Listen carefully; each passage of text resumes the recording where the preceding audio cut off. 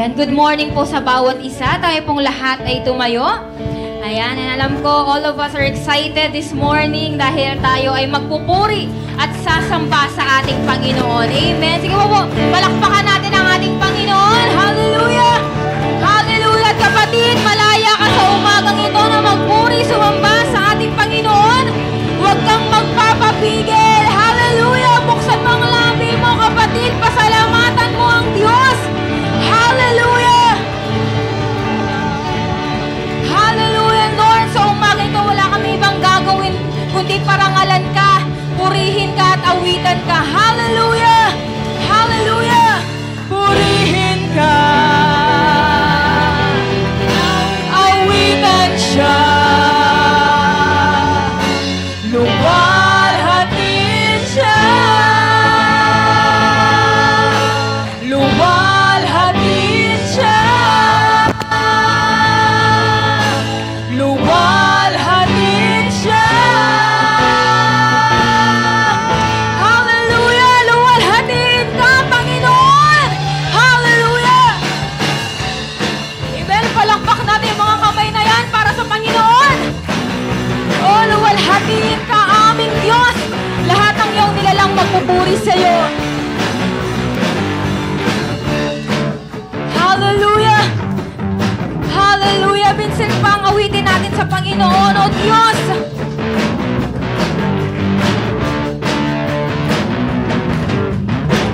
Diyos, na walang kapares at banal, Ika'y noon at magpakailanman, dakila na makapangyarihan. Diyos, ugay ang lahat mo nilikha, lahat ng may buhay at hininga ay sumamba. Amen! At luwalhatin ka, luwalhatin ka sa kalawakan, sa kalangitan, maging sa lupa at karagatan. Luwalhatin ka, luwalhatin ka sa puso at isipan, sa kilos at salita. O Diyos, luwalhatin ka. Amen! Luwalhatin ka, Panginoon! Hallelujah! Sabay-sabay tayong umawit sa Panginoon. O aming Diyos, na walang kapares at banal. Amen! Ika'y noon at magpakailanman, dakila, makapangyarihan. Diyos, magpugay ang lahat mo nilikha, lahat ng may buhay at hininga sa umagang ito ay sumamba. At luwalhatin ka, luwalhatin ka, Amen! Sa kalawakan, sa kalangitan, maging sa lupa at karagatan. Luwalhatin ka, luwalhatin ka sa puso at isipan, sa kilos at salita ay luwalhatin ka.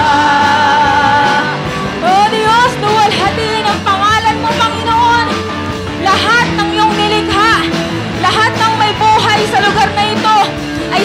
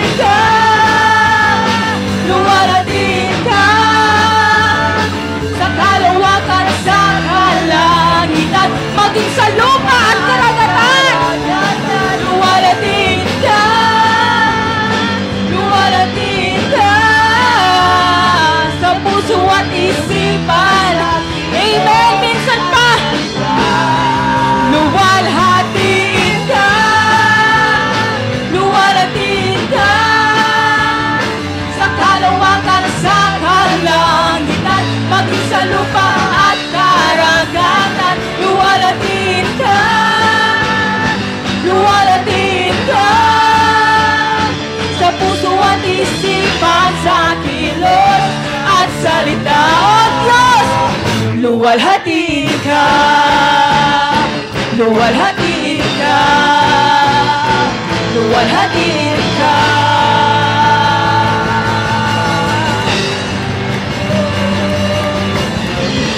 Oh Jesus, luwalhatiin ka. Oh, purihin ka. Dakilain ka, O Diyos. Hallelujah. Hallelujah, kapatid. Malaya ka ngayon. Nasambitin, isigaw ang mga pagpupuri at pasasalamat mo sa Panginoon.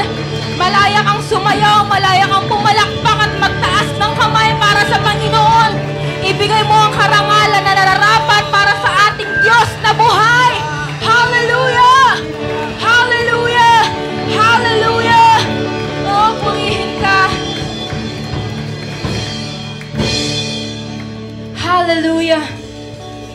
Hallelujah! Lord, napakasarap na umawit, magpuri sa'yo, magpasalamat, Panginoon. Lord, salamat dahil meron kaming kalakasan. Lord, salamat nakakapagtaas kami ng kamay. May mga tinig kami, Panginoon. Nakakasayaw, nakakatalon kami, Panginoon. Salamat. Ito yung nanggagaling sa'yo, kaya hayaan mong maibalik namin, Lord, sa pamamagitan ng mga pagsapasalamat, Panginoon. Maibalik namin sa pamamagitan ng mga pagpupuri sa'yo. Lord, hindi kami tatayo lang. Hindi kami tatahimik lang, Panginoon, sa umagang ito. Ipapahayag namin ang kabutihan mo. Lord, yung kabutihang naranasan namin mula sa iyo, Panginoon. Kaya kapatid, hindi tayo mananahimik lang sa umagang ito. Alam ko na may ginawa ang Diyos sa buhay mo. Kaya kapatid, maging malaya ka. Malaya ka, sambitin mo yan. Sambitin mo yung mga pasasalamat para sa Panginoon. Tunay nga, kung hindi dahil sa Diyos, marahil yung buhay natin katulad pa rin ng dati. At salamat sa dakilang pag-ibig ng Diyos, meron tayong panibagong simula sa Kanya. Lord, dalangin ko, Panginoon, sa umagang ito, patuloy mong ibuhos, patuloy mong iparanas sa buhay ng bawat isa yung dakilang pag-ibig mo. Patuloy tayong lumapit, magsuko ng buhay sa Diyos habang umaawit tayo sa Panginoon.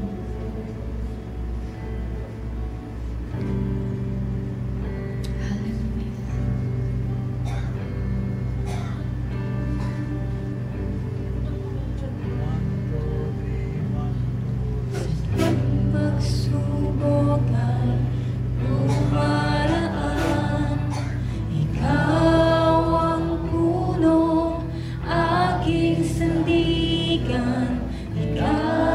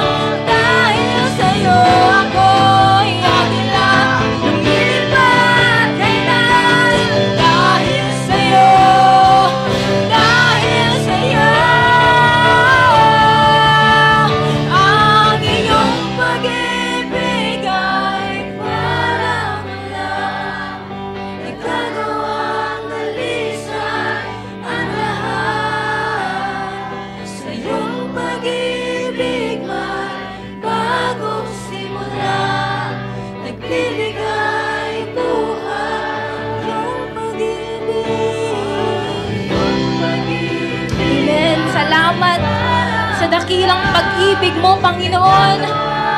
Ito'y tulad ng ulan, dumadalisay sa aming mga buhay. Kaya salamat, Panginoon, ulanin mo ang lugar na ito ng pag-ibig mo, Lord, sa buhay ng bawat isa. Ang iyong pag-ibig ay parang ulan, nagkakawang nalisan ang lahat. Sa iyong pag-ibig ay bagong simula, nagbibigay buhay. Ang iyong pag-ibig ay parang ulan, nagkakawang dalisay ang lahat. Sa iyong pag-ibig ay bagong simula, nagbibigay buhay. Bagong simula.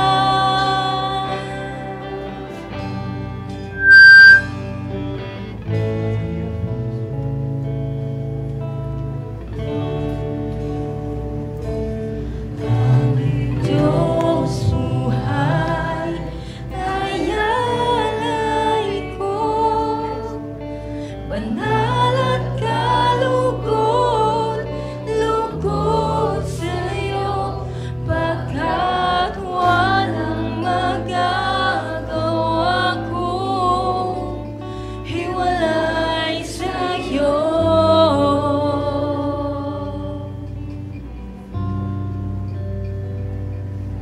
Ang mithiin ng aking puso, manatili sa kalooban mo, O Jesus, sambahin ang ngalan mo. Samba, O aming Diyos. Aming Diyos buhay. Amen. Ialay mo, kapatid, kalakip ng awitin na ito, ialay mo ang buhay mo sa Panginoon. Sa Diyos ng bagong simula.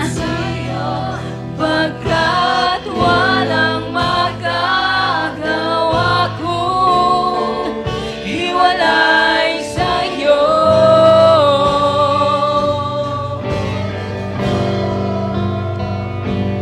Ang mithiin ng aking puso, manatili sa kalooban mo, O Jesus.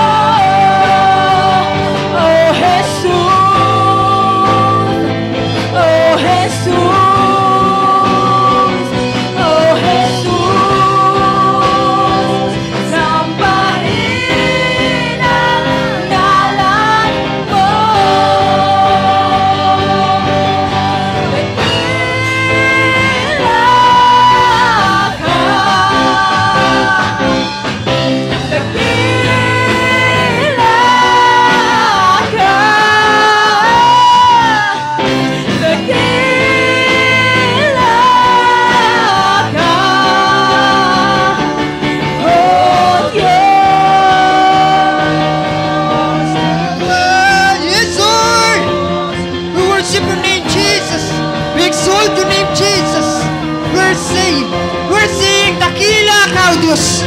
Dakila ang iyong pangalan. Tinataas ka namin, sinasamba ka namin, pinapupuri na namin, Lord. Ikaw ay karapat dapat tumanggap ng lahat ng papuri, pagsamba, pagluwalhati. Karapat dapat kang tumanggap ng aming buhay, ng aming puso, at ng aming pagpupuri at pagsasalamat sa oras na ito, God. Dakilain, luwalhati yung pangalan. Sampay ka, God. We worship your name, Lord. We praise your name, God. We worship you, Lord.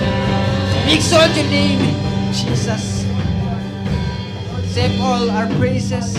Accept all our thanksgiving sa oras na ito, Panginoon. Accept our life na ino-offer po namin sa iyo, God. Tunay, Lord, na ito yung pinaka-precious na bagay na pwede namin ibigay sa iyo, ang aming buhay, O God. Kaya again, kami nagpunta rito para ipong kita, Panginoon, na kami ay nagsusuko ng aming buhay sa iyo, God. Sapagkat kung wala ka, wala kaming magagawa, Panginoon. Sapagkat kung wala ka sa buhay namin, tunay na walang kwenta rin po ang buhay na ito, God. Kaya, Lord, bawat isa sa amin na nag-effort, pumunta rito, tulungan mo na ang buhay ay maisuko sa iyo, God. Tulungan mo, Panginoon, na ang aming puso ay may pagkatiwala po sa iyo, God. Muli,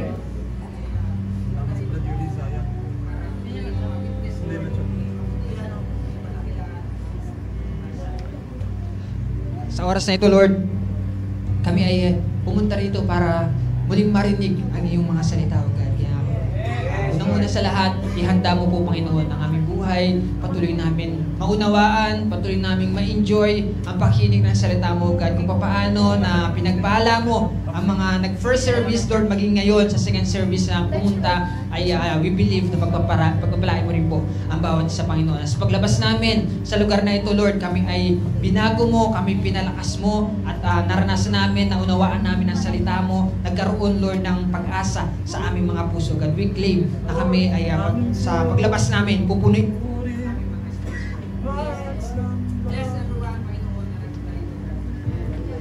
We ask na let your Holy Spirit ang siyang sa amin, Panginoon, ay kumausap as we hear your word, O God. At tulungan mo po kami na lahat ng mga salita mo na aming mapapakinggan, ito po ay ariin namin na nagmula sa iyo, Panginoon.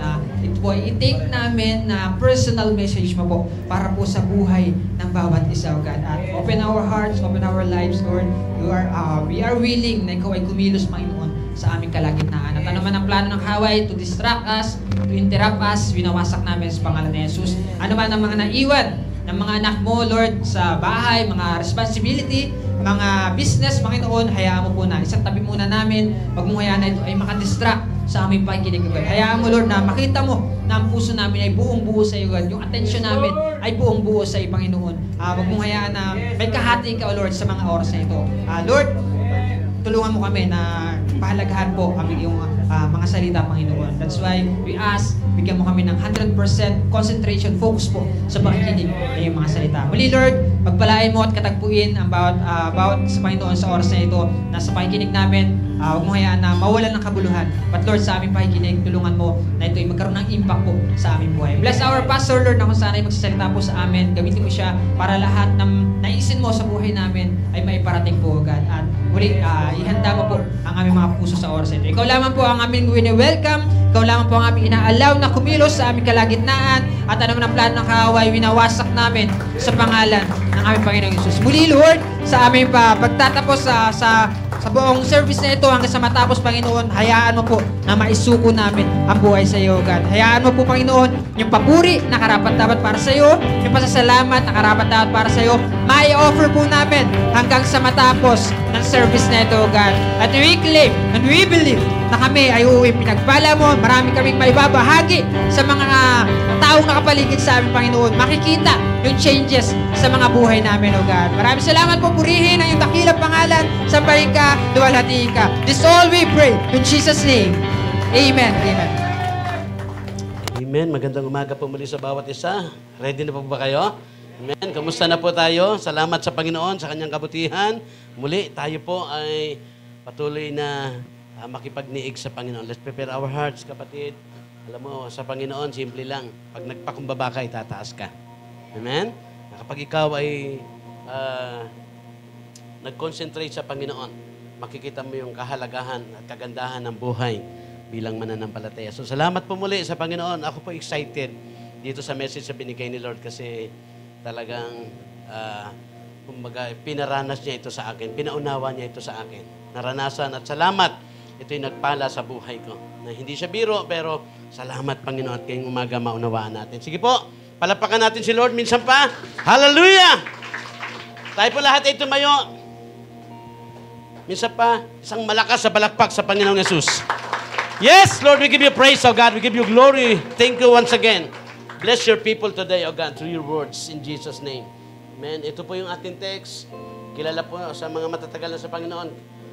Ito po ay alam nila. Today, mayroong ipapaunawa si Lord patuloy sa buhay ng taong ito. Ito po ay si Apostol Pablo. Ayan. Dito po makikita natin yung buhay ni Paul, Saint Paul, si Pablo na dating Saulo. Ayan.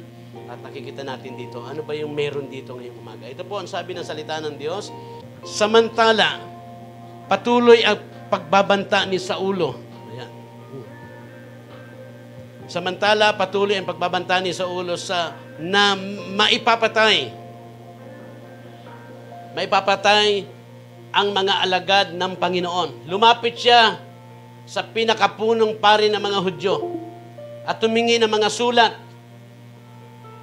para sa sinagoga sa Damasco upang madakip niya at madala sa Jerusalem ang sino mang lalaki o babae na matatagpuan niya roong kaanib sa daan ng Panginoon. Naglalakbay si Saulo papuntang Damasco at nang siya'y malapit na sa lungsod, biglang kumislap sa paligid niya ang isang nakasisilaw na liwanag mula sa langit. Natumbas siya sa lupa at narinig niya ang isang tinig na nagsasabi, Saulo, Saulo, bakit mo ako inuusig? Sino kayo, Panginoon? Tanong niya. Ako si Jesus, ang iyong inuusig, tugon ng tinig sa kanya. Tumayo ka't pumasok sa lungsod at dooy, sasabihin ko sa iyo kung ano ang dapat mong gawin. Natigilan at hindi makapagsalita ang mga kasama ni Saulo nang marinig nila ang tinig, ngunit wala naman silang nakikitang nagsasalita. Tumayo si Saulo at pagmulat niya ay hindi siya makakita. Kaya't siya'y inakay ng mga kasama niya at dinala sa Damasco. Hindi siya nakakakita sa loob ng 3 araw at hindi rin siya kumain ni uminom. Sa Damasco ay may isang alagad na ang pangalay Ananias. Tinawag siya ng Panginoon sa pamagitan ng isang pangitain. Ananias! Ano po iyon, Panginoon? Tugon niya. Sinabi ng Panginoon, pumunta ka sa kalyeng tinawag na Tuwid, sa bahay ni Judas, at ipagtanong mo ang isang lalaking taga-Tarso na ang pangalay Saulo. Siya'y nananalangin ngayon. Sa isang pangitain, nakita kanyang pumasok sa kinaroroonan niya at pinatungan mo siya ng kamay upang siya'y makakitang muli.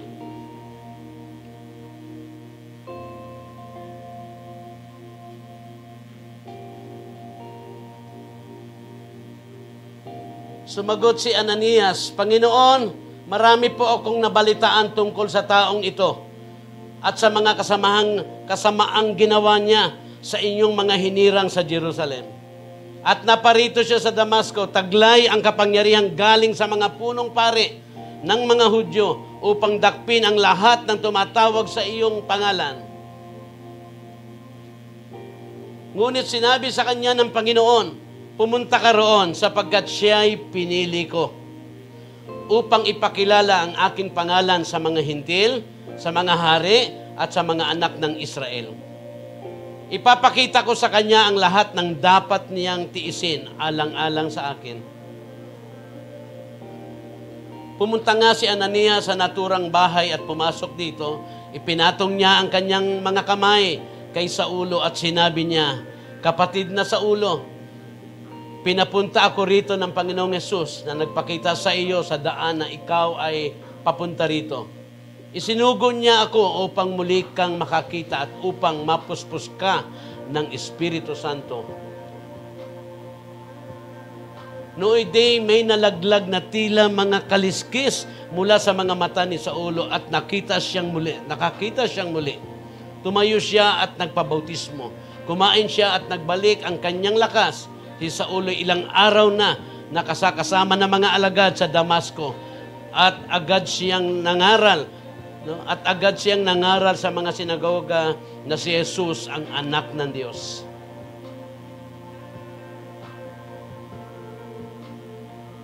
Nagtaka ang lahat ng nakarinig sa kanya. Hindi ba ito ang dating umuusig doon sa Jerusalem sa mga tumatawag sa pangalan ni Jesus? Tanong nila. Hindi ba naparito nga siya upang sila'y dakpin at dalhing nakagapos sa mga punong pare? Ngunit lalong naging makapangyarihan ang pangangaral ni Saulo at walang maisagot ng mga Hudyong naninirahan sa Damasco sa kanyang pagpapatunay na si Jesus ang Kristo. Father God in heaven, muli, salamat po, Panginoon, sa buhay ni Pablo, Panginoon, na dating Saulo, ngayon ay naging Saul. Purihin ka, luwalhatiin ka, at ngayong umaga, makarelate kami, Panginoon. Pinili, tinawag mo siya, Panginoon, para sa aming mga hintil. Upang maunawaan namin, Panginoon, yung pagtawag mo sa amin, yung layunin mo sa aming mga buhay, upang maunawaan namin higit sa lahat ang pagmamahal mo, Panginoon, na dapat parangalan, Panginoon. Yung pag-ibig mo, Panginoon, na nagdadalisay sa lahat ng buhay.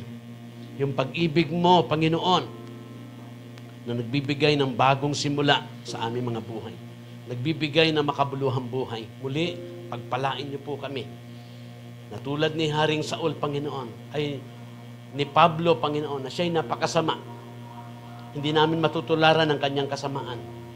Sapagkat gusto niyang patayin, saktan, pahirapan at ikulong ang mga tumatawag sa iyo, Panginoon.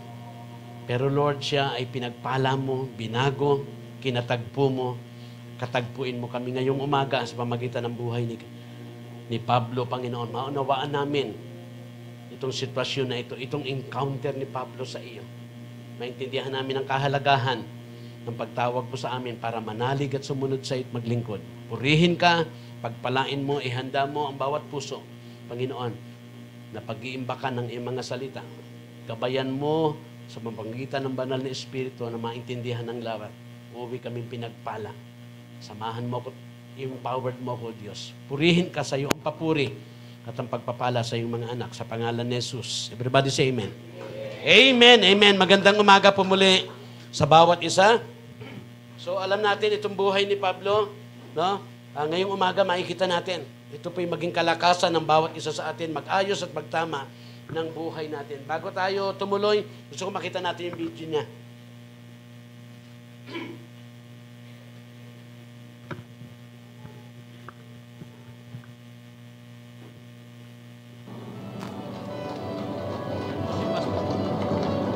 Papuntang Damasco para hanapin ang mga Kristiyano, patayin at pahirapan at ibalik sa Jerusalem at ikulong. Siya ay binigyan ng authority, kasulatan at authority para hulihin ang mga Kristiyano at wasakin at saktan at patayin at ikulong.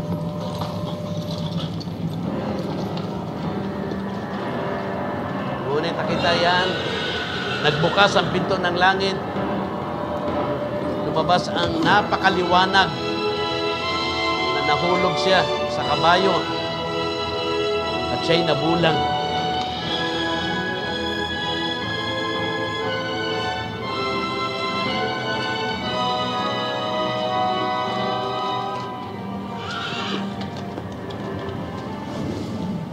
Siya.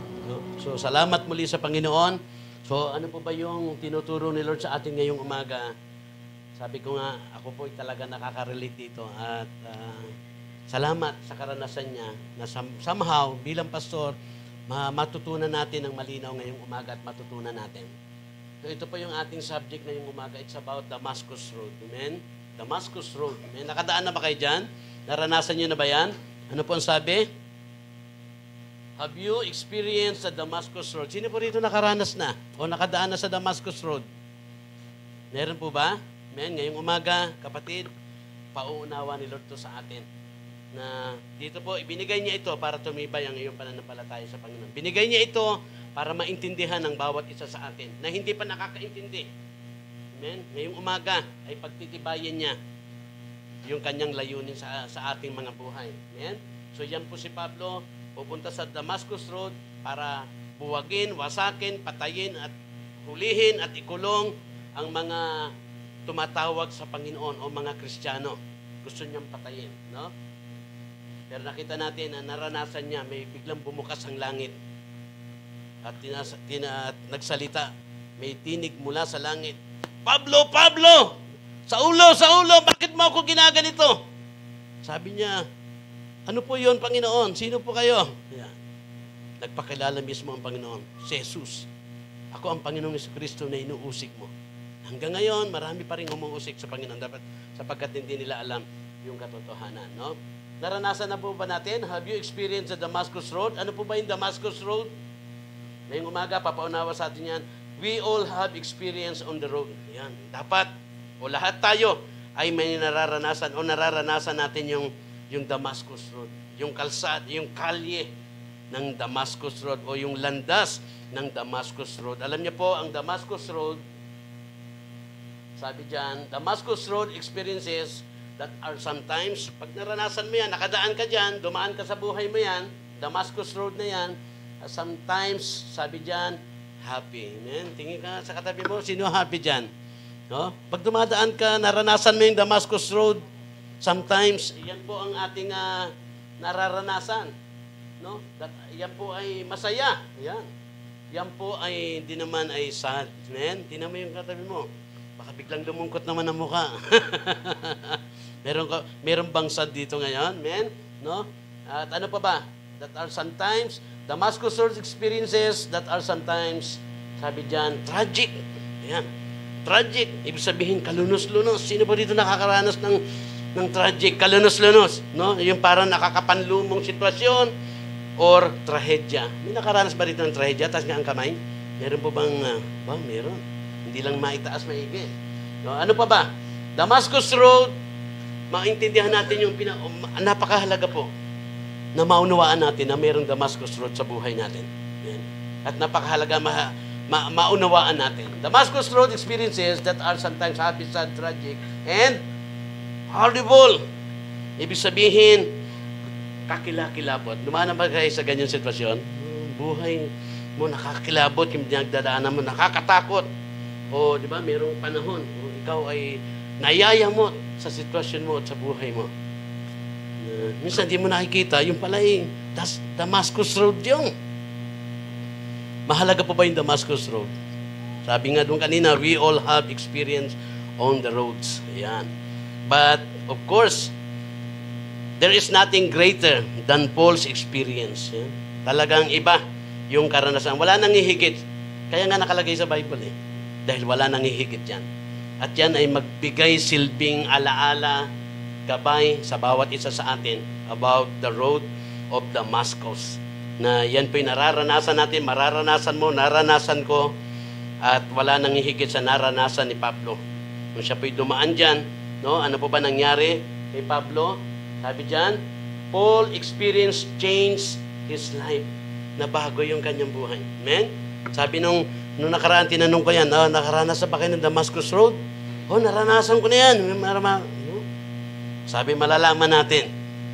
Sa Sunday, malalaman natin kung naranasan mo na, totoo, naranasan na ba natin ang Damascus Road. Amen? So makita natin sa buhay ni Paul, si Paul po ay nabago ang kanyang buhay. Nakita natin kanina, binasa natin doon. Sabi dyan, from persecutor, taga-usig ng mga Kristiyano, pumapatay ng mga Kristiyano, ayan, nangwawasak ng mga gawain ng Kristiyano, gustong ikulong lahat ng Kristiyano, pero makita natin nung naranasan, dumaan siya sa Damascus Road, nabago ang kanyang buhay. Persecutor to a devoted Christian, naging tapat na Kristiyano. Makikita mo yon. Ikaw ay magiging tapat na Kristiyano kapag ikaw'y naranasan mo ang Damascus Road. Amen? Salamat sa Panginoon. Ngayong umaga, papaunawa ni Lord. Napakahalaga po nito. So ito po yung ating pinamagatan po natin itong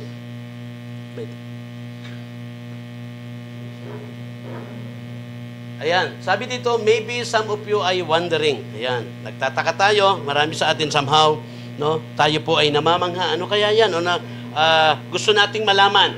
Tapos ang gusto malaman kung ano yung Damascus Road. Tapos yung todo. Ayan. So ano ba yung Damascus Road?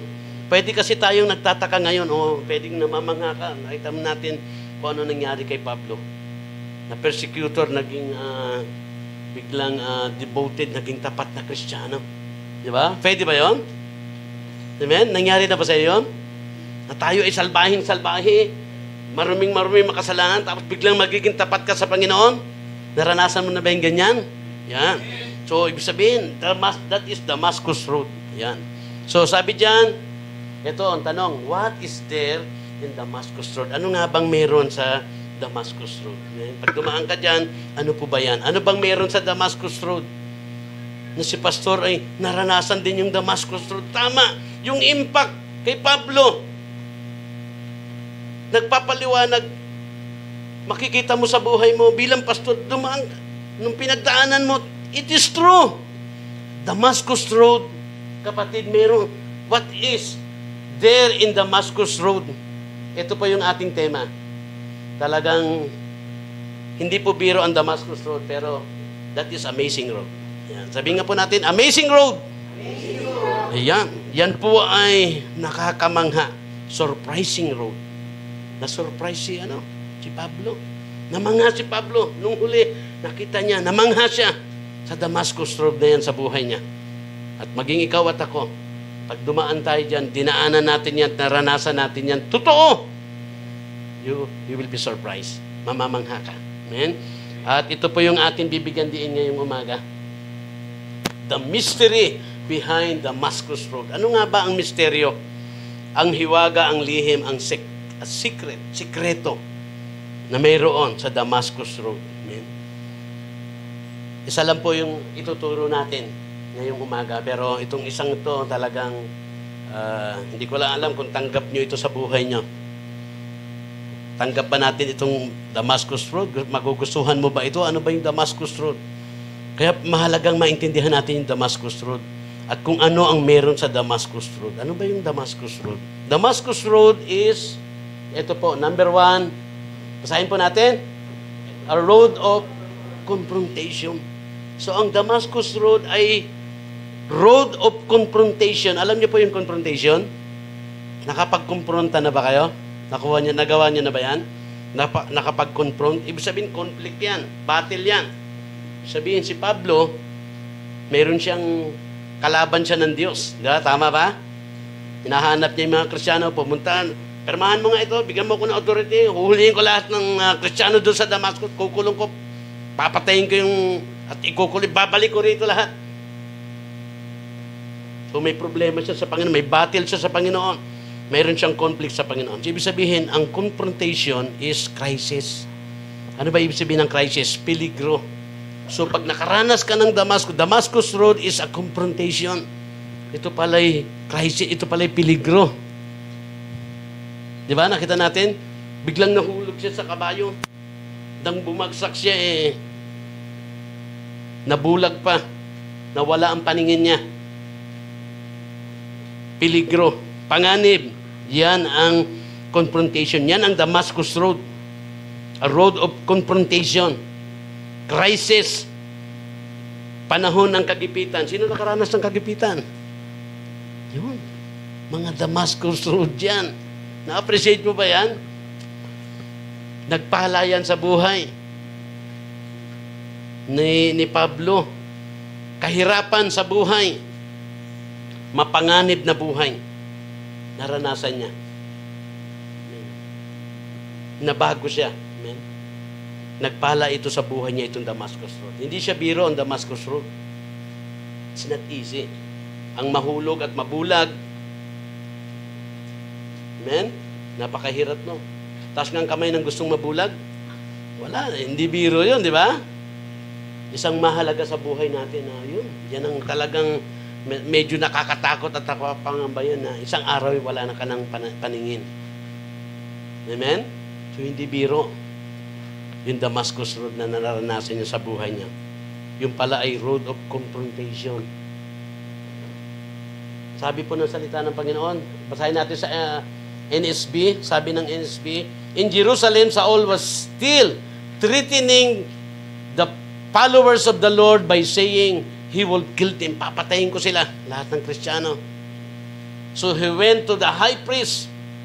Pumunta siya sa high priest and asked him to write letter to the synagogue in the city of Damascus.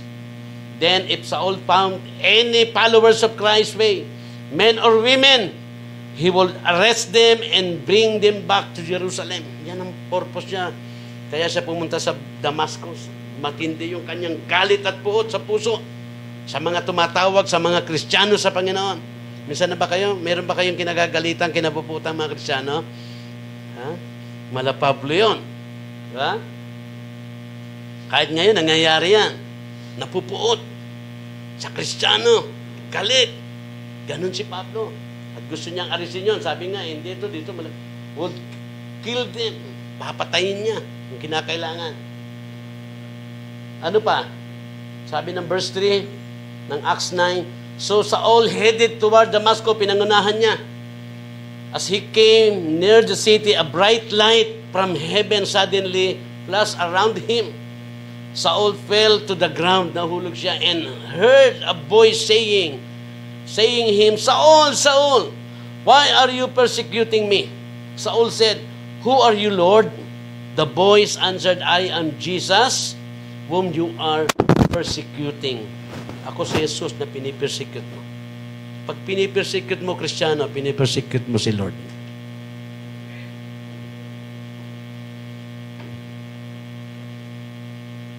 Sabi ng 8 and 9, Acts chapter 9, verse 8 to 9, Saul got up from the ground and opened his eyes, but he could not see. Hindi na siya makakita. Yan ang isa sa naranasan niya, nabulag siya. Amen? Siyempre, pag nabulag ka na, nakakita tayo ng bulag eh. Wala na yan magagawa. Kawawa na yan. Mahirap ang kondisyon niya. Mahirap ang kalagayan niya. Yan ang confrontation. Yan, crisis. Napakabigat niyan. Dumating ka na ba sa gano'n na parang bulag ka? Wala ka na magagawa? Hindi ka basta makakilot kasi baka may bangin dyan, baka madapa ka, maumpog ka, mapahama ka, masagasaan ka. May ganyang sitwasyon ka bang naranasan? That is Damascus Road. He could not see. So those with Saul took his hand and led him into Damascus. Kaya inalalayo na lang siya ng mga kasama niya. Tinayo siya. Dinala siya dun sa Damascus. Tinan mo nangyari sa kanya. 3 days Saul could not see and did not eat and drink. Nakaranas na pa kayo yan? Hindi na kayo nakakakain. Hindi na kayo nakakainom. Yan. Wala ka na nakikitang maganda. Sino dumating dyan? Di ba? Wala bang Saul dito? Di ba? Hindi natin nakikita yan eh. Pero ngayong umaga, binigay ito ni Lord, papaunawa sa atin yung Damascus Road sa buhay natin. It is amazing road. Even though it is crisis, peligro, mapanganib, panahon ng kagipitan, o napakahirap na sitwasyon sa buhay. But ngayong umaga, kapatid, yan pala ang misteryo. Yan pala ang hiwaga ng Damascus Road. It is a road of confrontation. It is a road of confrontation. Yan ang naranasan. Kinonfront ni Lord si Pablo. Kasi may problema siya. Dahil ang mga anak ng Diyos ay inuusig niya, gusto niyang patayin at pahirapan, ikulong. Kinonfront siya. Amen? Kayo po ba nagko-confront sa anak niyo? Kaya ang confrontation, makikita niyo po. Ngayon yung makikita ang confrontation. Bakit ang mga leader, ang pastor, hindi pwedeng hindi mag-confront? Bakit ang nanay at tatay, hindi pwedeng hindi i-confront pag may conflict, may trouble sila ng kanyang anak? Kailangan i-confront yan. Kaya ngayong umaga, makita natin sa buhay ni Pablo, yung Damascus Road na yun is a road of confrontation. Yun po nangyari sa kanya. Minsan, yun ang kailangan mo sa buhay. I-confront ka ni Lord. ikumprontahin ng Panginoon. Ikumprontahin ng Panginoon. Alam niyo po, ang purpose ng confrontation, napakahalaga. Biblically, pag tingnan natin ang salita ng Diyos, the goal of confrontation is multi-phase. Maraming parte ang confrontation. Maraming mukha ang confrontation. Pero kung titingnan po natin, ito po ay lahat ng layunin ng confrontation na ito, bagamat multi-phase siya, maraming mukha, maraming parte, but all the goals can fall under two main categories. Pwedeng ito pong pinaka-goal, no? Ito pong nahahati ito sa dalawang bagay. Ito pong confrontation na ito. Pero maraming mukha yan, maraming maraming parte yan. Pero yan po ay mahati sa dalawa pag tingnan natin. Ito po ang una. All goals can fall under the two main categories. Number one, seeking God's glory. Pag kinonfront siya ng Panginoon para sa kalulatian ng Panginoon. Pag kinonfront ang pag nag-confront ka, tatandaan mo to, hindi masamang mag-confront. Lalo pag tatay ka, leader ka, you need to confront. Pag nag-confront ka, ito ang layunin nun, seeking God, para yan sa kapurihan ng Panginoon. Hindi sa kapurihan mo, hindi sa kapurihan niya. Hindi para maliitin ang isang tao. Hindi para parang, nakita niyo yun, di ba? Meron ganun eh. Pag kinukonfront, akala mo, ano siya, yung, minamaliit mo ako Minamali mo ako Kaya tayo, hindi natin matanggap ang confrontation. Kasi pagkaramdam natin, kinawawa tayo. Pero kay Pablo, yung confrontation na yun, nagpala sa buhay niya. Amen? Yun yung nagbigay ng kapurihan sa Panginoon. Amen? Every time we hear the word of God, minsan parang kinokonfront tayo. Kaya nga minsan, di ba, akala nagpaparinig yung pastor. Di ba, para mangaral ka at walang kwenta ang pangangaral mo, ikay nagpaparinig lang. But God wants us, as a leader, as a pastor, to tell the truth. Masakit talaga ang katotohanan. Sometimes it confronts us. Pero ito po, maunawaan natin na ang confrontation ay mayroong goal yan. Napakaraming parte at ito po ay makikita natin can fall under the two main categories. Seeking God's glory. Pag nag-confront si Lord, pag nag-confront tayo para sa kaluwalhatian ng Panginoon. Pangalawa, ito po, seeking resolution. Amen? Para sa solusyon. Para sa deliverance. Amen? Para po sa solusyon sa mga conflict. Pag nag-confront si Lord, kasi gusto niyo ayusin yung conflict niyo, yung trouble niyo. Pag nag-confront tayo, ganun din ang purpose nun. Sa leader, pag nag-confront ang leader, alam po ng leader yun, alam ng pastor yun. Hindi ka kino-confront para, alam ng dapat malaman ng magulang. Mostly, hindi alam ng magulang eh. So, dapat malaman na pag nag-confront ka sa anak mo o sino man, that is for God's glory. At para solusyonan yung conflict at yung problema, para para malutas ang problema. Yan ang confrontation. Kaya minsan ang nanay at tatay natatakot, kaya ang mga anak napapariwara kasi natatakot mag-confront. Na ang confrontation pala, no, itong pag-confront, ito pala ay para sa kapurihan ng Panginoon. Para pala ito sa seeking resolution, naghahanap ng para makalaya. Maayos yung problema, masolusyonan, ang problema, malutas siya. Yan po ang confrontation. Kaya, as a leader, as a Christian, as a believers of Jesus, as a children of God, kailangan po natin yan, lalo kung nasa authority ka. Amen? Wag mo hayaan lang na may trouble at may problema na hayaan mo lang. Kailangan po yun i-confront. Ulitin ko po, pag nag-confront si Lord para sa kapurihan ng Diyos at para sa kaayusan, masolusyonan, malutas yung problema. Amen? Kaya masarap, tulad ni Paul, binalyo niya yung confrontation ng Panginoon. Hindi niya sinabi, bakit mo ako binulag? Bakit nilayaan mo ako mahulog? Di ba? Parang masakit talaga minsan ng confrontation. Pero pag naintindihan natin, kaya po mahalaga ang pag-aaral ng salita ng Diyos. maunawaan natin ganun pala kaganda itong confrontation na ito. Ito pala yung Damascus Road. Ito pala yung amazing road. Damascus Road is amazing road. A road of confrontation. How important confrontation is? Gaano ba kahalaga ang confrontation? Gaano ba kahalaga ang confrontation? Sabi po dito, some of the most common goal of confrontation, kapatid. Ano ba ang karaniwang layunin ng confrontation? Ano ba ang napapaloob dito pagka tayo po ay kino-confront, no? Sabi ko nga, confrontation is a conflict, battle, fight, at higit sa lahat, crisis, peligro, mapanganib. Kaya parang yung iba, ayaw na lang mag-confront. Pero hindi pwede, huwag kang panghinaan. Pag kailangan mo i-confront, you need to confront. Use your authority. Pag hindi, siya ang gagamit ng authority mo. Nakuha niyo po yun? Kaya po maraming napapahamak ng mga kabataan. Kasi kinabahan ka, natakot ka, pero ang totoo, dapat ginamit mo yung authority mo. Dahil hindi mo ginamit, yung authority niya ang gagamitin niya, kaya napapariwara, kawawa yung bata. Ako, mahal ko anak ko, ayaw ko silang masaktan. But if there is something kailangan i-confront, I need to confront. I will confront it. Lalo na kung naintindihan natin ngayon. Kaya napakahalagang maintindihan natin ngayon, itong Damascus Road is a road of confrontation. It is amazing road. Amen. Hindi siya biro. Conflict ito eh. Crisis ito. Battle ito. Mapanganib. No? Mahirap ito. But, gaano po ba kaganda? Bakit kaya si Lord nagko-confront?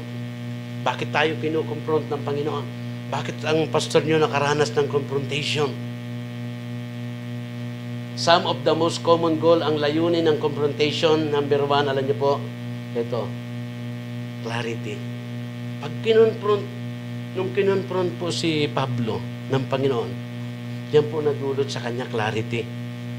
Kasi iba yung kanyang sinasampalatayanan. Inuusig niya mga Kristiyano, kala niya tama siya doon. Very devoted siya. Tumatrabaho, masipag siya sa gawain doon sa kanyang samahan na dating pananampalataya niya na akala niya tama. Talagang papatay siya para lang ituro na ito yung dapat na samahan, na pananampalataya at paniniwala. Mali yung paniniwala sa Panginoong Yesus. Kaya inuusig niya lahat yon. Gusto niyang ibalik lahat sa Jerusalem na napunta doon sa Damascus. Ibabalik ko lahat yan. Patay o buhay. Ganun siya katapang. Kaya nga sabi ko kanina, walang hihigit sa kanya. Kaya sabi ko nga, sino dito ang madalas umusig ng Kristiyano? Diba? Mostly, ang nakakalaban natin, hindi Kristiyano. So, ito po nangyari. Nung ang Diyos po ay kinonfront, nung naranasan ni Pablo ang Damascus Road, confrontation, a road of confrontation, amazing road, nagbigay ng clarity. Nagkaroon ng kalinawan sa kanyang buhay, yung kanyang isip, yung kanyang pananaw sa buhay. Men, tayo po ba ay malinaw na ang ating pananaw ngayon sa buhay? Diba? Minsan nasa loob tayo ng church pero hindi pa rin malinaw. Kasi wala pa yung Damascus Road. Wala pa yung road of confrontation ni Lord. Matigas yan si Paul, matindi yan. Pero naranasan niya ang confrontation ang Damascus Road. Ang dinaanan niya yan, confrontation road. Ito po ay nagbigay unang sa lahat, clarity. Clarity. Pangalawa, anong pinibigay niyan? Yan ang goal ng confrontation. Kaya pag nag-confront ka sa anak mo, malinawan siya. Pag nag-confront ka, yan ay protection sa kanya. Ganon si Lord. Kailangan ang confrontation sa anak. Kailangan ang confrontation sa isang tao para malinawan siya, para maproteksyonan siya. Yan ay pagtatanggol sa iyo. Kaya pag kinonfront ka ng leader mo, ng tatay mo, ng nanay mo, pinagtatanggol ka niya. Pag hindi ka niya kinonfront na alam na may conflict, hindi tama ang buhay mo, hindi ka niya pinagtanggol, hindi ka niya pinaglaban, hindi ka niya kinalinga. Kaya ang Damascus Road is hindi siya biro. Crisis nga, battle, conflict. A road of confrontation.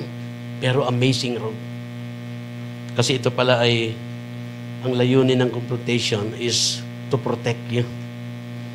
Kaya magpasalamat kayo kung may leader, may pastor na nagko-confront sa iyo. Pag wala, kawawa ka. Ano po bang idinudulot ng, ano po ba ang common goal? Clarity, protection, and repentance. Kaya nagkaroon. Kaya talagang nakakunik si Pablo sa Panginoon. Dahil naranasan niya ang Damascus Road. Ang road of confrontation. Nagkaroon siya ng totoong repentance sa kanya. Amen? Nagkaroon na ba tayo ng totoong pagsisisi? Hindi nga. Hindi nga.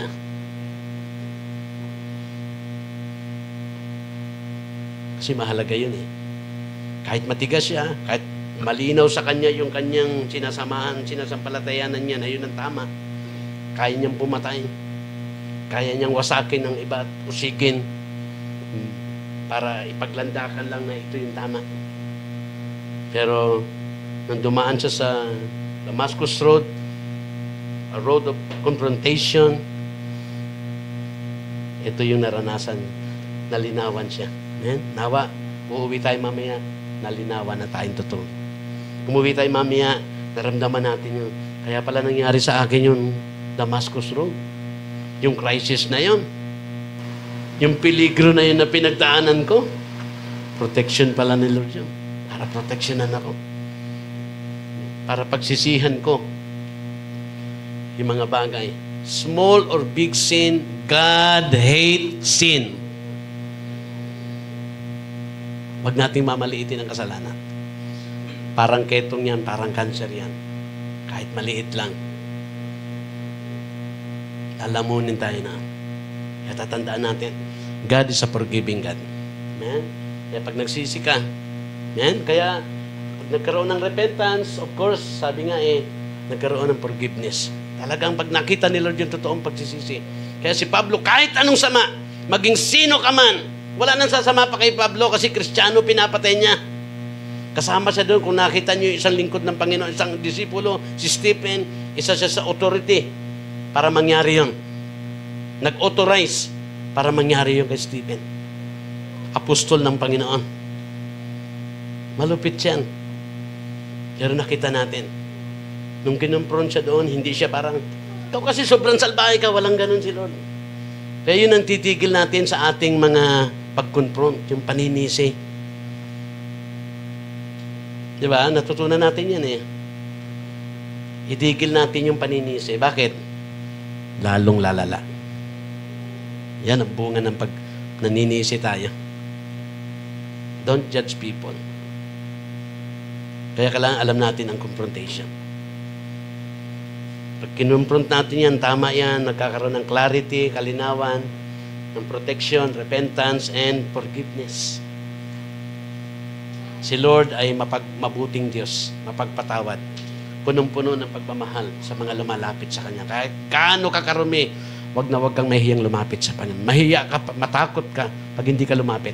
Kasi wala na mangyayari sa iyo. May nangyayari sa lahat ng lumalapit sa Panginoon. Tinitibayan ng loob. Kahit nakakahiya na ang buhay niya, kahit wala nang kwenta ang buhay niya, kahit napakapangit at napakarumi na, lumapit ka sa Diyos, mayroon kang masusumbungan sa Diyos. Talagang ang Diyos ay mahabagin. Sabi mo nga sa katabi mo, God loves you so much. Tatandaan niyo po yan. Hindi ko dati maramdaman yan, pero minahal ako ng Diyos. Kinonfront niya rin ako.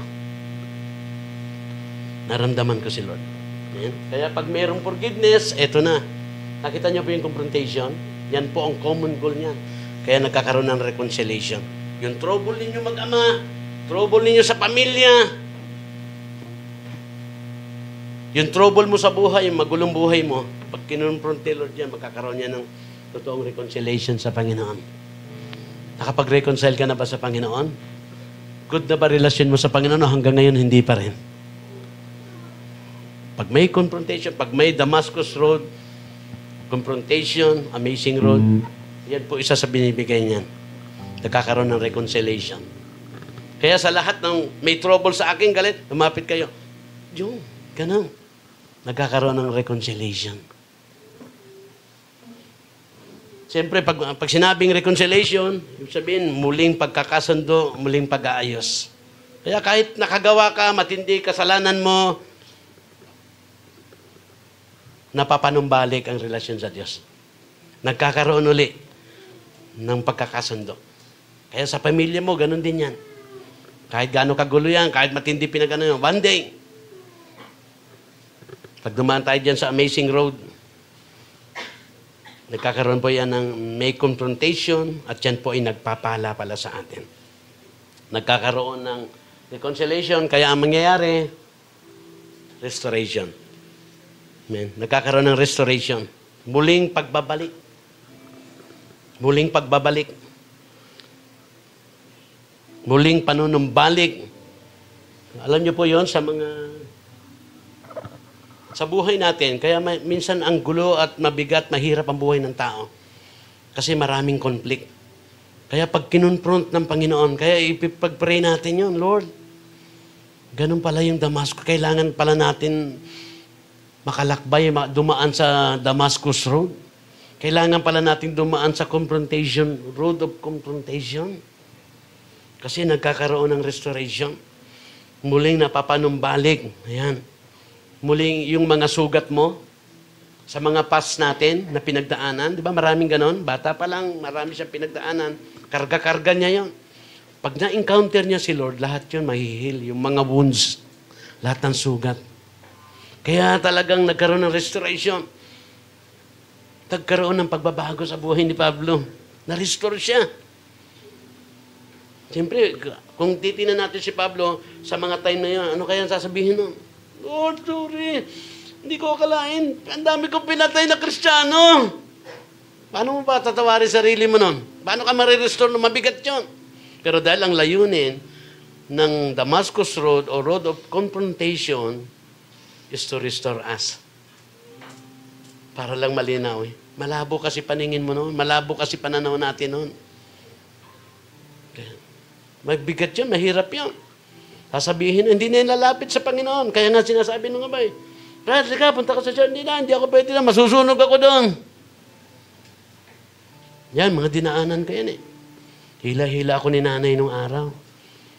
Nung ako'y nag-aano na sa Panginoon. Pag dumaan doon, nakita ng mga barkada, Tran, saan ka pupunta? Simbahan kami.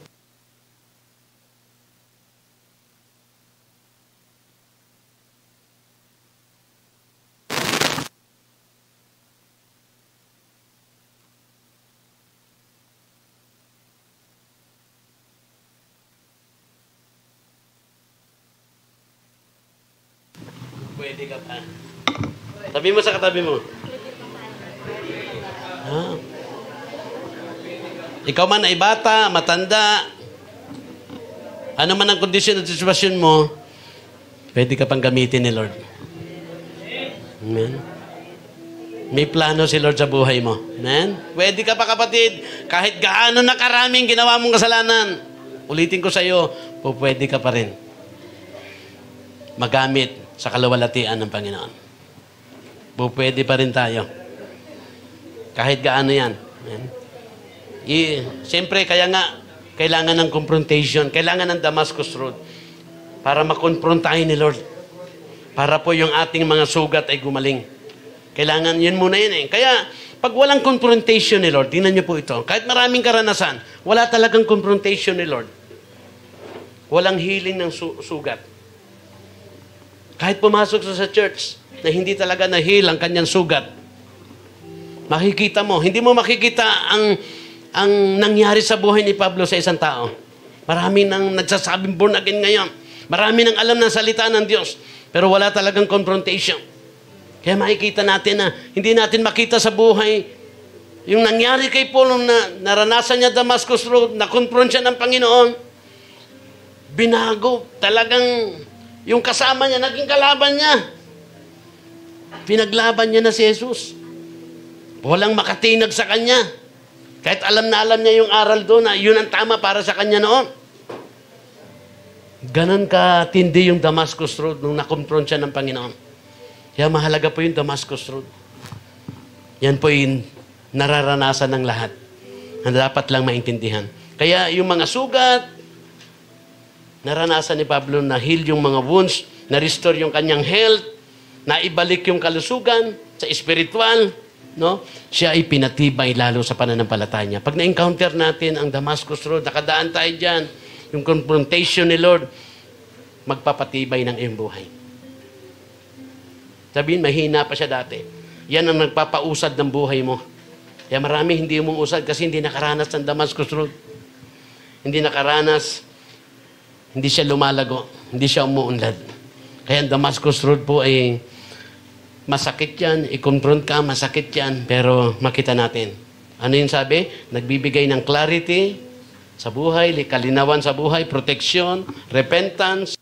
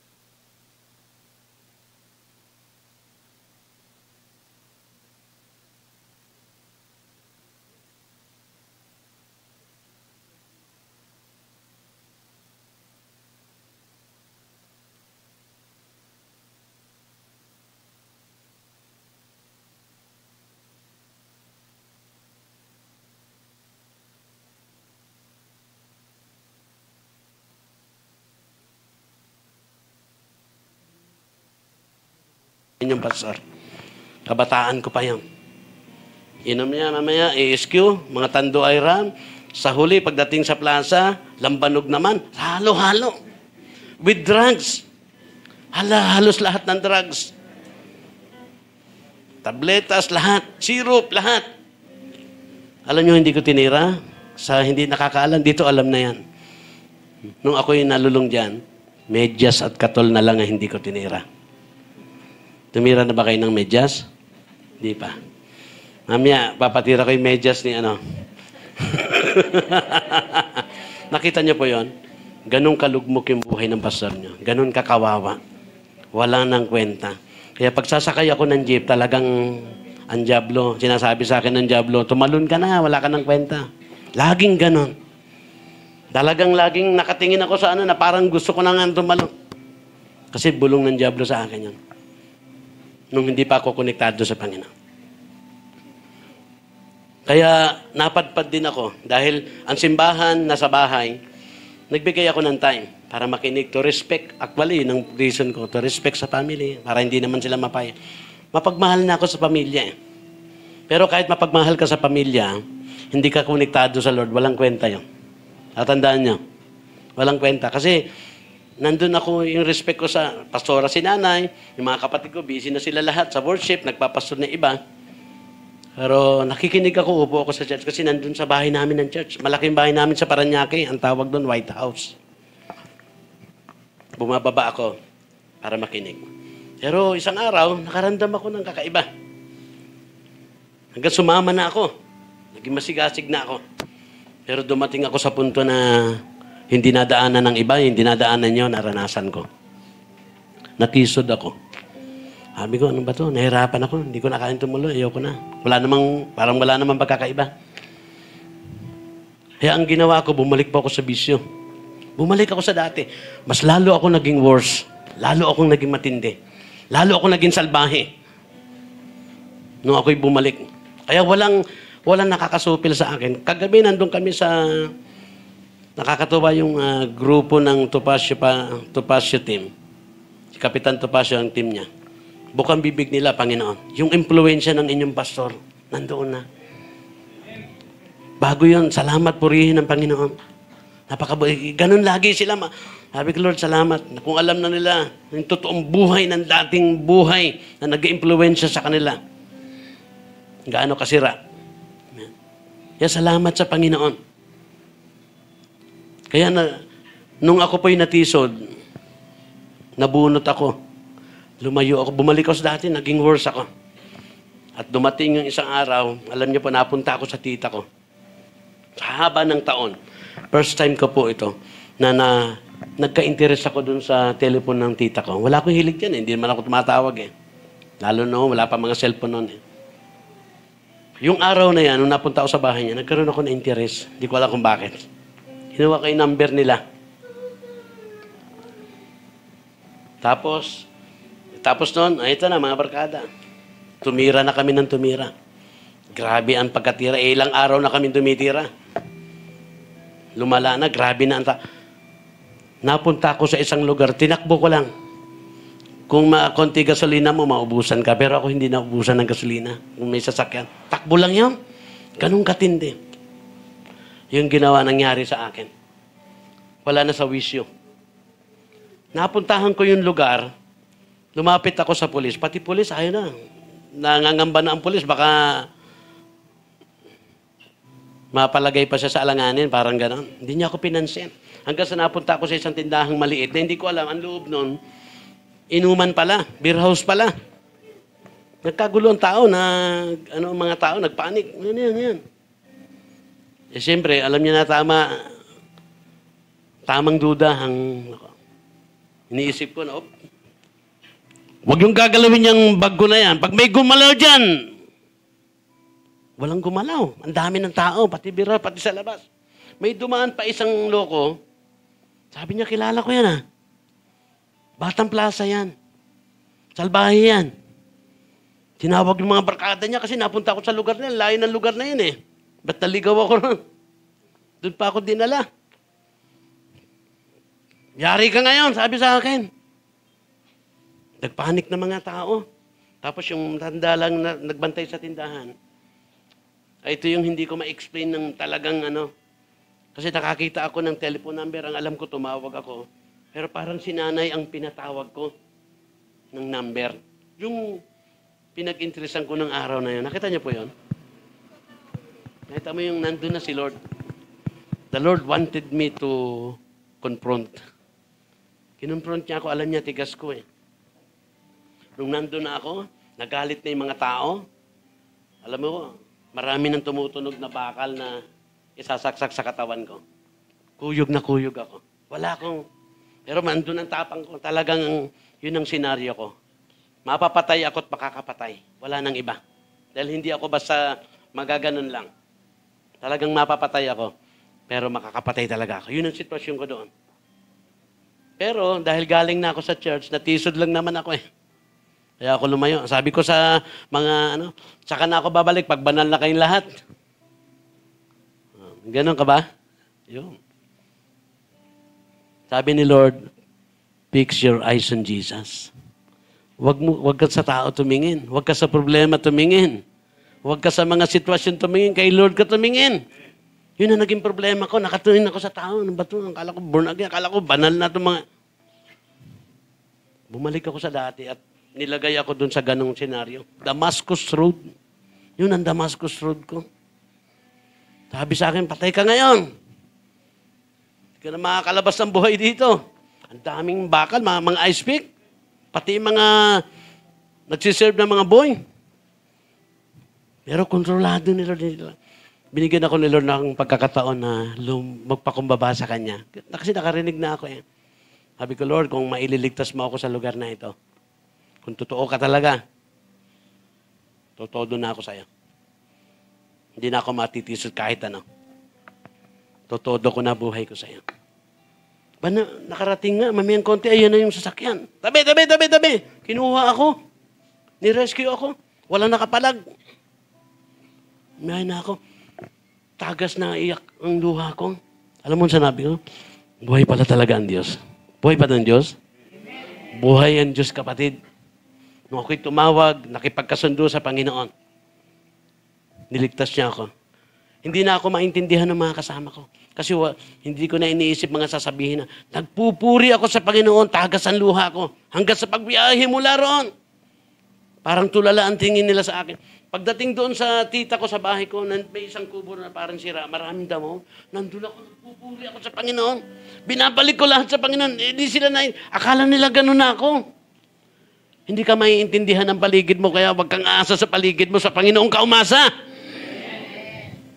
Hindi sila nakakaalam ng karanasan mo sa Panginoon. Talagang grabe yung luha ko, hindi ko kinaya. Sobrang napakabuti ng Panginoon. Grabe yung pagmamahal niya. Totoo yung ginawa niya. Talagang magagawa niya yun na kahit siya Diyos, hari ng mga hari. Kaya niya ibigay ang buhay sa iyo at sa akin. Para ipako sa krus. Patunay na siya totoong nagmamahal sa atin. Talagang ang pagmamahal niya nagdadalisay. Dinalisay ako ng pag-ibig ng Diyos. Minahal niya ang tulad ko. Walang sino pa man. Yun ang ginawa ni Lord sa akin. Hindi na ako mapakaling. Kaya pagkatapos noon, bumalik na ako sa simbahan. Uy, kumusta ka na? Ganon sila. Ito, hindi nila alam na yun. Diretso na ako. Lahat na may itutulong ko. Anong pwede kong gawin? Kaya kung nakikita niyo ako, walang pagod-pagod sa akin pagdating sa Panginoon. Dahil napatunayan ko ang Diyos ay buhay.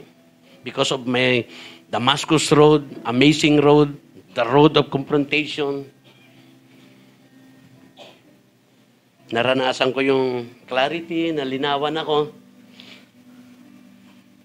Nakakatakot, papatay na ko ng marami. Pero pinaranas ng Diyos yung pala, papakita niya kung paano niya ako paproteksyonan. Yung repentance sa akin, totoong pagsisisi dumating. Wala, no turning back na. Yung forgiveness, naramdaman ko talaga sa buhay. Naramdaman mo ba yung pinatawad ka na ng Diyos? Yung reconciliation, kaya alam kong ayos na ayos ako sa Panginoon. Connected and stay connected. Strong connected. Restoration, yung separation from the world. Nawalan ako ng gana talaga sa mundo. Umay na umay ako bigla sa mundo. Naramdaman ko sa puso ko na ayaw na sa takbo ng mundo. Kaya dahil siyempre, alam niyo na, galing ako sa drugs. Sinira ang buhay ko ng drugs at ng alak at ng barkada. Hindi ako nakapag-aral ng maayos sa secular. Kaya sa spiritual ako nagbabad. Hanggang sa, ginamit, tinodo na natin sa Panginoon. Tinodo natin sa Panginoon. At dahil sa kahinaan ko, hirap ako sumulat nung araw, hirap akong bumasa. Matindi po. Talagang hindi ma-imagine na magpapastor ako. Mahina akong klaseng tao, mababa self-esteem ko. Pero nagbabad ako sa Panginoon. Sa presensya, nag-desire ako na dahil hindi na ako mapigilan sa pangangaral, lagi kong sinishare yung kabutihan, good news ng Panginoon, hindi na ako mapigilan, nag-desire ako na, sana makakuha ako ng license to preach. Eh, siyempre, mag-i-exam ka sa COG, hindi po biro ang magpastor sa COG. Doon pa lang sa, anong tawag doon? Sa profile, sa maraming bumagsak doon. Kahit pasado na sa exam, 300 kasi ang exam eh. Sino ako para makapasa doon? Pinahintulot ni Lord. Masaya na ako. Okay na ako. At least hindi ako hulihin pag nangaral ako dyan. Kasi marami ngayon mga kolorum eh. Ang tawag. Pero ako po, binigyan ni Lord ng pahintulot na makapasa ako doon. Kaya lalo akong naging masigasig sa pangangaral. Hindi na ako napipigilan. Si nanay po, kilala si nanay, Pastora Medalya, nanay ko. Kilala yon sa pagbabad. Sabi niya, dinaig mo pa ako sa pagbabad sa Panginoon, sa pag-init sa Panginoon. Walang ibang yun. Yung simula nung ako yung kinonfront ng Panginoon, totoo. Yung Damascus Road na yan. That is amazing road for me. Hanggang sa, yun na nangyari. Hanggang sa nagtuloy-tuloy na, babad sa Panginoon, aral dito. Nag-desire uli. Kumuha naman ako ng reverend.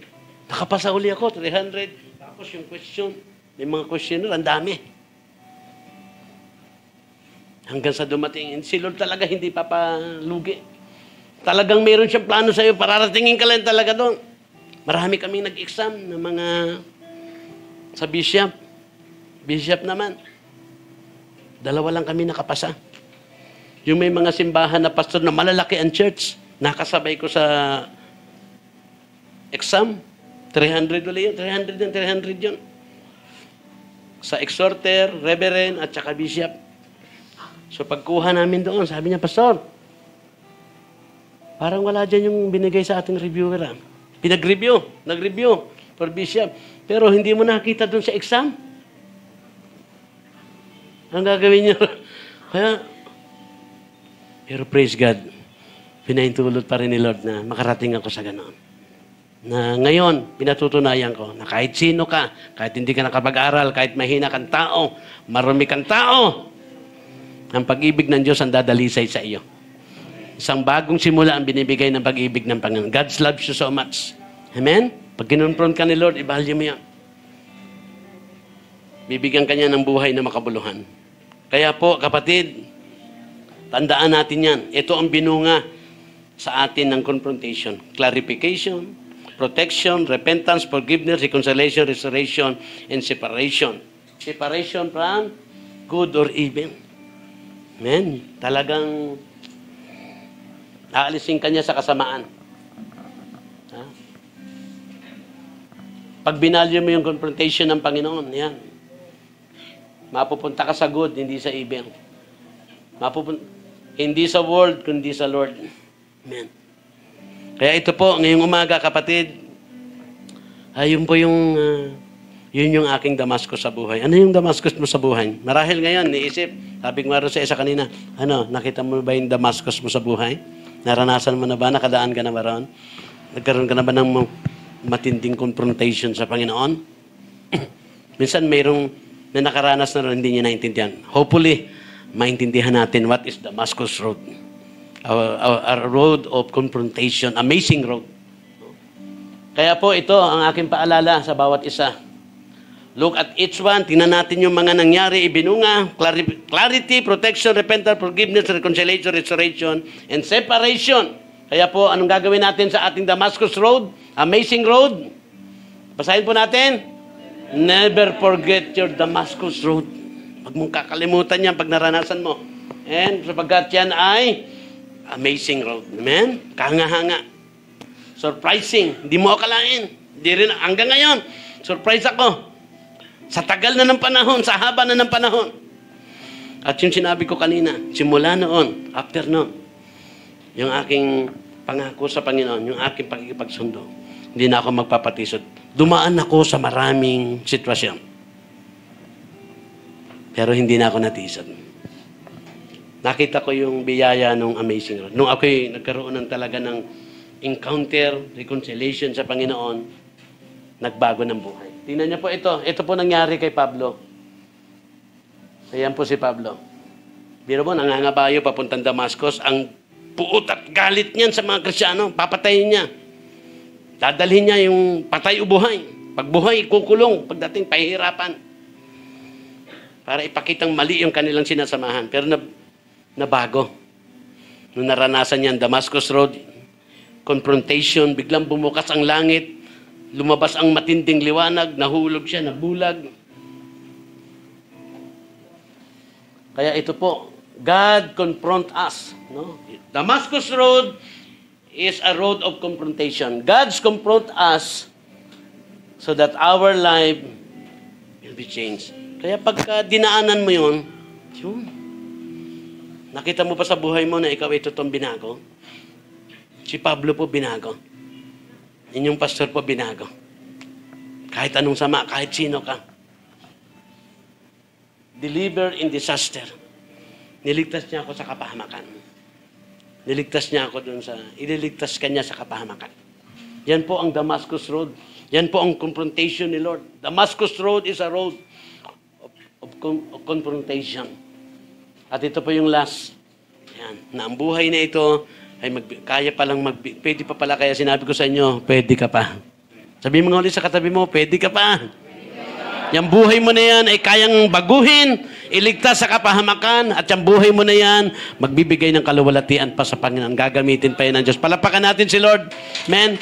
Habang tayo po ay umaawit, namnamin natin yung kanta, patuloy tayong makipagniig, magpakumbaba, commit your life, surrender your life to God. Huwag mong kakalimutan yung Damascus Road mo.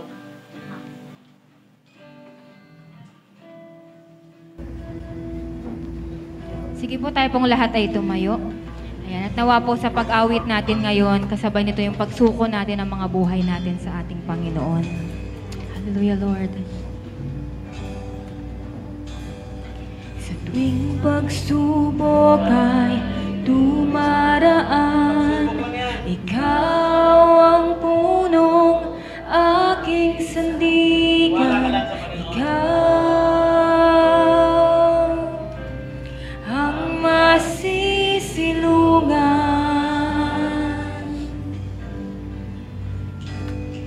Sa tuwing lumbay ay nananaig, ikaw ang batis, patuloy ang agos. Ikaw ang kapayapaan.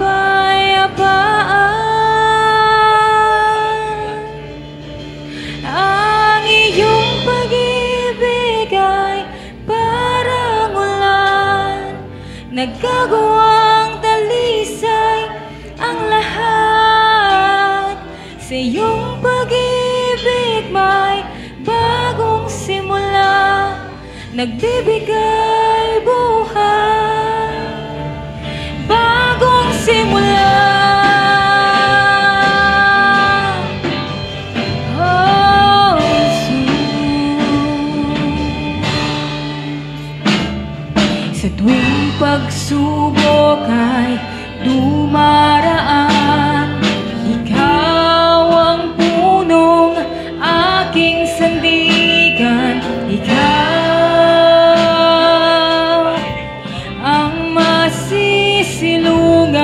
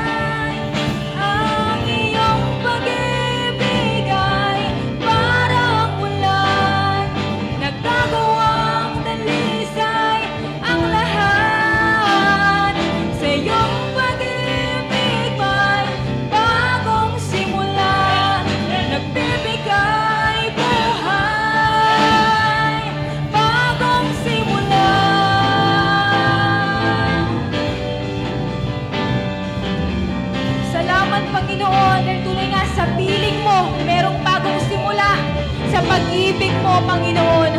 Kapatid, patuloy tayong umawit, magsuko ng buhay sa ating Diyos. Dahil sa'yo ako'y agila, lumilipad kay taas. Dahil sa'yo ako'y agila, lumilipad kay taas. Dahil sa'yo